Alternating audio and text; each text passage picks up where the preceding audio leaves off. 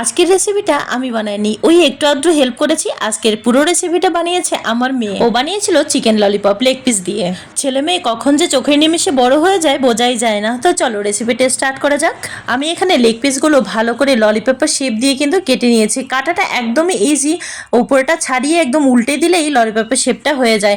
তারপর এখানে যা যা লাগে মশলা সবকিছু অল্প অল্প দিয়ে আধা ঘন্টা মতো মেখে রেস্টে রেখে দিয়েছিলাম। আর ওটা রেস্ট হতে হতে ততক্ষণে একটা কর্নফ্লাওয়ার আর ময়দা দিয়ে একটা স্লারি বানিয়ে নিচ্ছিলাম। যতটুকু ময়দা নিয়েছি ততটুকুই কিন্তু কর্নফ্লাওয়ার নিয়েছিলাম। আর এখানে লঙ্কার গুঁড়ো আর একটুখানি লবণ দিয়ে সবকিছু ভালো করে মিক্স করে এটাও কিন্তু আমি 10-15 মিনিট মতো রেখে দিয়েছিলাম। পরে আধা ঘন্টা পরে লেগ পিসগুলো একটা একটা করে এর মধ্যে ডিপ করে তারপর তেলের মধ্যে ছেড়ে দেওয়া হয়েছে। আর একদম গ্যাসটা কিন্তু লো টু মিডিয়াম হিটে করে আস্তে আস্তে ভাজতে হবে যেন ভেতরটা পুরোটা কুক হয়ে যায়। পরে সবগুলো ভাজা হয়ে গেলে পরে একটা কড়াইয়ের মধ্যে 2 চামচ মতো তেল আর বাকি সবকিছু দিয়ে একটু নেড়ে চেড়ে নিতে হবে। তো চলো আজকে টাটা, ভালো লাগলে সাবস্ক্রাইব করে সাথে থেকো।